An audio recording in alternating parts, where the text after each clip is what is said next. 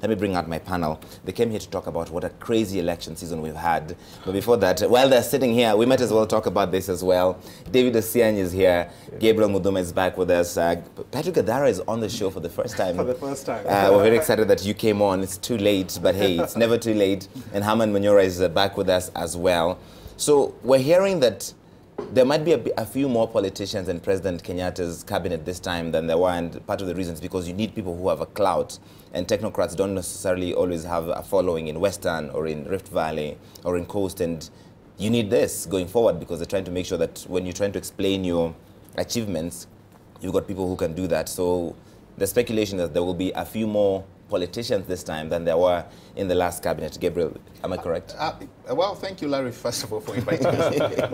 Well, I think I like the fact that you said, we are hearing. Yes. And to be honest, that's just what it is. It's speculation. But I think it is a little bit divisive, or when we talk about, politicians doing more than the technocrats. I mean, look at somebody like Matiang'i. He was not a politician, but look what he's been able to do. Look at Amina. Hang on, what she's been able to do? Where, in education or in interior? In education, interior, and even in ICT. In ICT. No. Give him that. Let's give him that. The man has actually, done quite well. His work in the Interior Cabinet, the Interior Ministry, the man has done quite well. Look at Amina. We are talking about politicians versus technocrats. Right. You don't really need to have a political background to be able to perform that, like the CSs that we've seen, the way they've performed. So, if there'll be a lot of changes, let them come. We'll wait and see. But I think it's a little bit erroneous to say that, politicians will do better than technocrats or technocrats will do better than politicians. What should be the main concern is delivery. Are they able to deliver? Okay. Are they able to bring about the change, the desired change that we are looking forward to?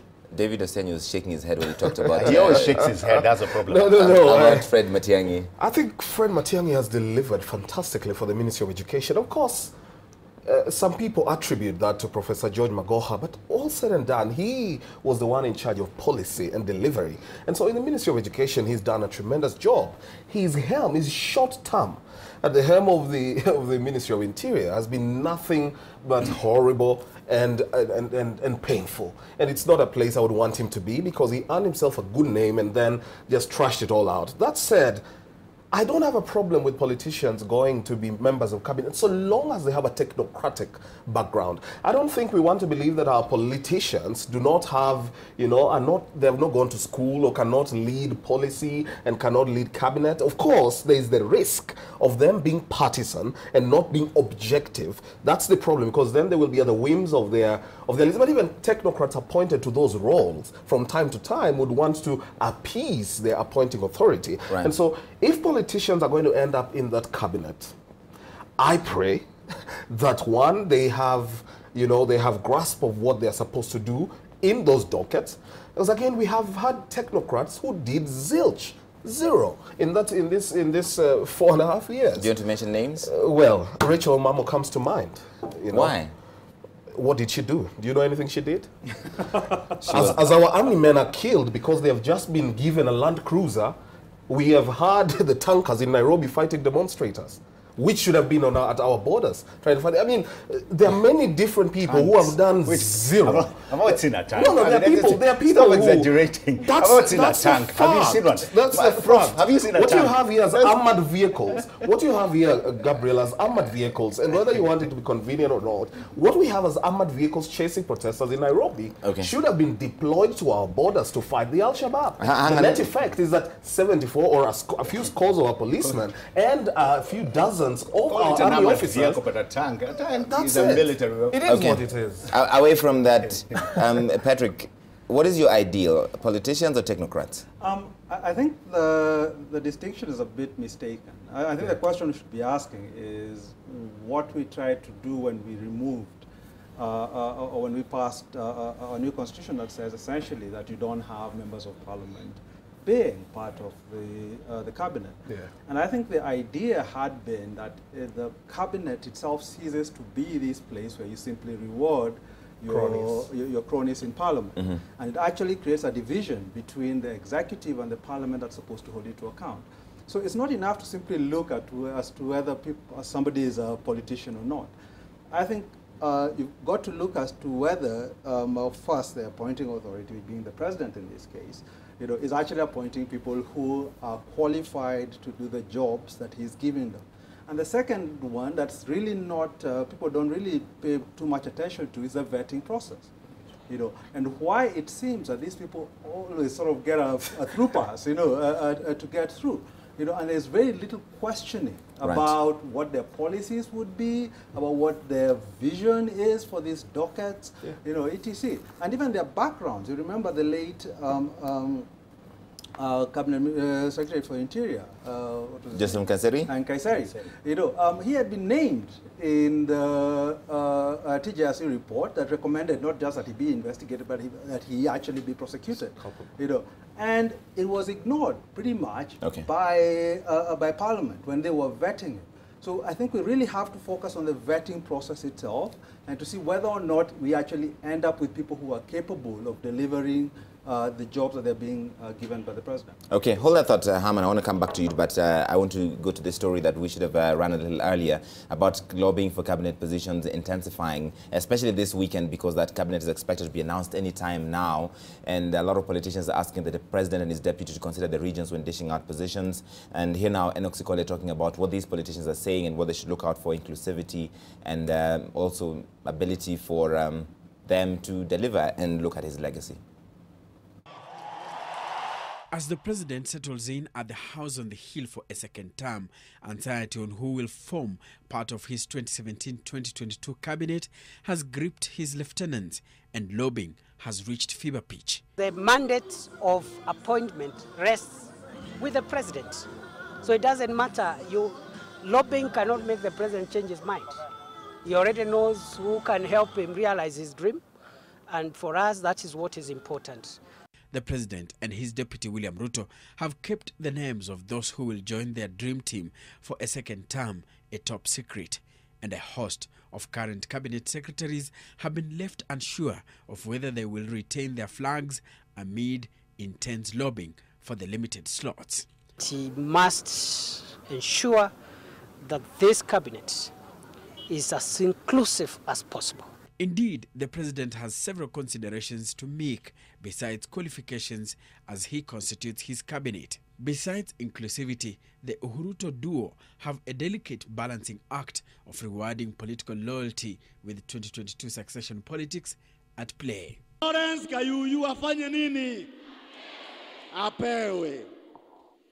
Na Mporo Mtuabori afanye nini? Na Laingo yetu ambaye niona nao Peter Munya atira wafanye nini? Peter Munya is among politicians who agreed to support the Jubilee government after the 8th of August elections, withdrawing a petition that challenged the election of Meru Governor Kiraitu Murungi of Jubilee. Kajiado County leaders are also lobbying for a cabinet position, given the support they gave Jubilee in the last elections. And they are specific in their demands. They want the Interior and National Coordination docket being held in an acting capacity by Education CS Dr. Fred Matiang'i. We are not tired of being considered for that position. We are not intimidated or cowed by the happenings that has happened in the past. Tunaona tu hii kitu inarudi pande hii. It's intimated that the Uhuruto pair will increase the number of cabinet slots to 22, and more politicians could join cabinet. Politicians who are secretly lobbying for positions in Jubilee government include former Mombasa Senator Hassan Omar, who decamped to Jubilee after losing to Ali Hassan Joho in the governorship race. Others from the coast include Suleiman Shahbal, who vied for Mombasa governor on a Jubilee ticket, and Gideon Mungaro, the former Kilifi North MP. Coast region is represented in cabinet by Tourism CS Najib Balala and Mining Secretary Dan Kazungu. And Osiany, NTV. So those are some politicians likely to get cabinet positions when President Kenyatta makes known his new cabinet. Herman Manyora, your reaction? Well, like they have said, especially like he said, I think we made a mistake. When we borrow things, we don't understand them. When we borrow these non-politician cabinet ministers from America, we think it is not politicians. It simply means what Patrick has said, those who are not in parliament. But where else would you find politicians more than America in cabinet? Hillary Clinton was there. Sure. These are the fellow, what do you call it? John Kerry? John Kerry. Who is that? They can't come better than that. In terms of politicians or not, I think we are sometimes missing the point. Really, when you say a politician could perform better than a technocrat, you are assuming, wrongly I suspect, that ministers are hired to perform. They are not hired to perform. They are hired to do what the executive wants, what the president wants. It has been like that from the Kenyatta days through Moi. A bit of Kibaki, there was a little difference, but for a short while. So it doesn't matter whether you are a politician or not. No minister in Kenya, especially in modern times, modern history, has really done what they would have wanted to do if they had the power to do it. And if they have done, it has been Michuki, and you can imagine not just the personality, but the closeness to Kibaki. If you go back, it was Moses Budamba Mudavadi, Musalia Mudavadi's father, and his closeness to Moi made him do things that the ministers can't do. But for the rest of the ministers, you basically do what the president wants you to do, which is usually almost nothing. You get it? Because really, as you know, government, Larry, government is created and constituted for people to get something out of it. So you don't mind politicians getting rewarded? Peter Munya, if he gets a position? It doesn't matter. Whoever. He wouldn't do it. Look here. Let me brag a bit. If I was given the Minister of Education, I don't know what you say Matiang'i has done. Yeah. The education sector is sick. It's bleeding. He's done nothing. Exams are a very small aspect of education. An extremely minor aspect of education. There are many countries in this world with wonderful education systems where exams don't feature at all anywhere. You get it? In fact, unknown to many Kenyans, there are countries where if you show somebody a student's grade, you'll go to jail. So exams are nothing really. It is education itself that matters. So I'm saying I can turn around the education ministry. One, I will not be given. Two, even if I was given, I wouldn't be allowed to perform.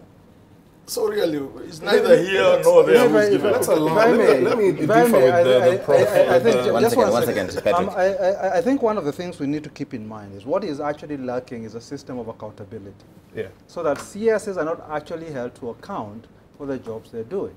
You know, I think if you look, for example, at the CS for Foreign Affairs, and the fact that we had 4 Kenyans who were jailed in South Sudan, you know, on trumped-up charges. Everybody admits it's a really horrendous process they were put through. And that she's done nothing, essentially, to get them out. She keeps going to South Sudan to mediate their peace process, etc. But somehow, Kenyans never come up. We had Kenyans who were illegally renditioned to Uganda. You know, again, no process to bring them back. But when it touches on the president, you know, when suddenly it's the ICC, we are seeing all these theatrics that she's capable of doing.